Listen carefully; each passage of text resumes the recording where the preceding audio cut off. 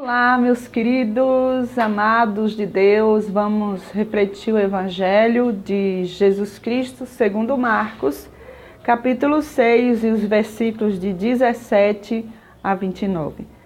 De fato, Herodes tinha mandado prender João e acorrentá-lo na prisão, por causa de Herodíades, mulher do seu irmão Filipe, com a qual ele se tinha casado. Pois João vivia dizendo a Herodes: não te é permitido ter a mulher do teu irmão. Por isso, Herodíades lhe tinha ódio e queria matá-lo. Mas não conseguia, pois Herodes temia João, sabendo que ele era um homem justo e santo, e até lhe dava proteção. Ele gostava muito de ouvi-lo, mas ficava desconcertado. Finalmente, chegou o dia oportuno. Por ocasião de seu aniversário, Herodes ofereceu uma festa para os proeminentes da corte, os chefes militares, os grandes da Galileia. A filha de Herodíades entrou e dançou, agradando a Herodes e seus convidados. O rei então disse à moça: pede-me o que quiseres, e eu te darei. E fez até um juramento: eu te darei qualquer coisa que me pedires, ainda que seja a metade do meu reino. Ela saiu e perguntou à mãe: que devo pedir? A mãe respondeu: a cabeça de João Batista. Voltando depressa para junto do rei, a moça pediu: quero que me deis agora, num prato, a cabeça de João Batista. O rei ficou muito triste, mas por causa do juramento e dos convidados, não quis faltar com a palavra. Imediatamente mandou um carrasco cortar e trazer a cabeça de João. O carrasco foi lá na prisão, cortou-lhe a cabeça, trouxe-a num prato e deu à moça, e ela a entregou à sua mãe. Quando os discípulos de João ficaram sabendo, vieram e pegaram o corpo dele e o puseram numa sepultura. Hoje, no tempo litúrgico da Igreja Católica, se comemora o martírio de João. João foi o precursor de Jesus Cristo, primo de Jesus Cristo, nascido de uma mulher idosa, já considerada estéril. Deus se manifestou através de Isabel, a mãe de João. Então, João aplainou os caminhos de Jesus Cristo. João tinha muitos discípulos, seguidores. Era considerado um profeta abençoado. A vida de João era uma vida de anúncio da palavra de Deus como um profeta. Ele educava o povo, ele foi um dos catequistas, um dos primeiros catequistas. Ele educava na doutrina e depois batizava no Rio Jordão. E ele sempre avisava: depois de mim virá um maior do que eu não teria nem direito, nem a honra de desatar suas sandálias. Ele sabia já o seu destino, ele já sabia também de qual forma ele iria morrer, porque ele é um profeta, anunciador, ele escuta a palavra de Deus. Ele já sabia a missão de Jesus Cristo e também qual a sua missão aqui na terra. Ele ia planar, então ele anunciava: está vindo o Messias, o nosso Salvador, do qual eu não tenho nem o direito de desatar a sandália. Eu batizo, o que ele dizia sempre assim: eu batizo com água. Sejam purificados, mas vem aquele que batizará com o Espírito Santo. Então, João Batista já anunciou a missão de Jesus, já anunciou a glória de Jesus, a manifestação de Deus para nos salvar, nos ensinar o caminho da vida eterna, da felicidade verdadeira, da paz. Desde a época, desde o início dos tempos, que o homem já vem tentando comandar muitas nações, territórios, de uma forma como se fosse irracional. Até hoje o comando desses territórios é feito através do capitalismo. O capitalismo reina e oprime muitos povos.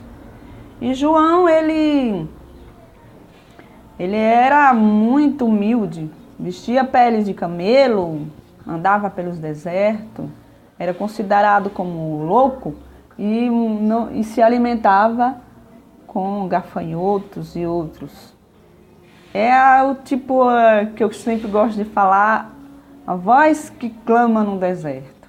Mas ele tinha seus seguidores, porque aqueles que eram seguidores, confiavam em Deus, amavam Deus sobre todas as coisas, obedeciam os mandamentos de Moisés da época e de Israel também, Abraão, que eles chamavam de pai. Então, tem aquela toda obediência e a esperança de vir um Messias para o libertar. Então, João também, seguidor, mas não se dobrava, se ajoelhava diante dos opressores, Herodes e outros de Roma, que dominava esse território. O povo sempre foi sofrido, o povo pobre, sofrido, massacrado com esses dominadores de territórios. Hoje você vê os presidentes sendo os candidatos a presidente da República de vários países do mundo sendo menosprezados. E a guerra agora pelo território era a guerra pelo dinheiro dos impostos. Todos querem participar do dinheiro dos impostos. Todos. Os grandes empresários, a lei do capitalismo, né? Capitalismo. Os grandes empresários e a mídia. Agora eles querem dominar uma nação. E querem usar os candidatos à república como fantoches. São tratados com zombarias e armam armadilhas para que eles sejam caçados ou ridicularizados. E os atuais, os verdadeiros, que faz as armações ilícitas, as licitações ilícitas, sempre me vem essa palavra meia, com um pouco de dificuldade.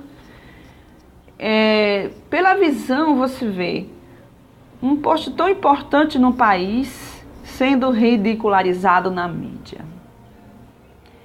E não tão educados para esse posto. Educados assim, não tem um estudo. Você vê que os juízes, eles estudam muito e falam bem e agem muitas vezes muito bem e ganham bem. Você vê também que os que estudam na mídia para ser repórter, os diretores de redação e muitos, eles estudam e sabem falar bem, conhecem muitas coisas, andam pelo mundo e conhecem a pobreza, a riqueza, o luxo, a miséria e conhecem também a escravidão. O político é meio que um fantoche para esse povo. Grandes empresários e mídia que querem dominar e usam os políticos para se camuflar das suas artimanhas, das suas manobras. E aquele que é funcionário público, que é escravo desse tipo de poder, pode sofrer um atentado. Ser degolado também. Quando um funcionário público que está vendo tudo, funcionário público ou privado, que vê toda a manobra, se ele denunciar, ele pode ser, degolado. Os mártires, eles não se dobram diante do poder. Eles se dobram diante de Deus. Eles se ajoelham e louvam a Deus. E são fiéis a Deus. Por isso são mortos. Por isso são condenados. Inventam blasfêmias contra eles e são ridicularizados. Eu não concordo com eleições de partidos políticos. Não concordo com empresas privadas. E não concordo com a mídia. Muitas vezes eles ridicularizam o povo pobre. Defamam o povo pobre.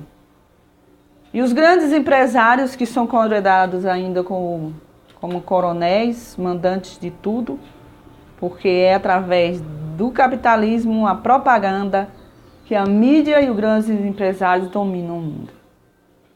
Quem realmente domina o mundo? É um presidente da República? Hoje você vê a internet, os meios de comunicação e os transportes rápidos, a globalização, a internet vigia tudo. Você pode estudar. Então eu não concordo com as eleições. Eles usam dinheiro público e não estão nem aí para o pobre.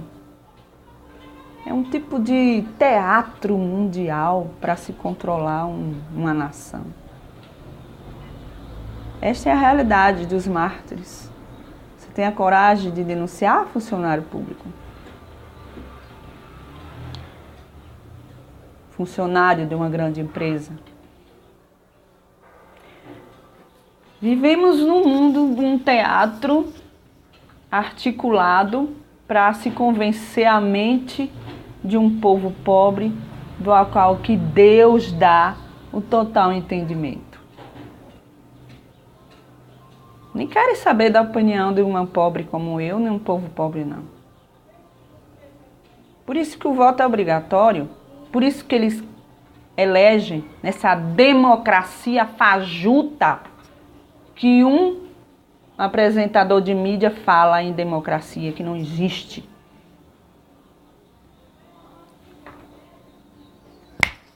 Grande abraço, fiquem com Deus e força nessa caminhada com Jesus Cristo. Grande abraço.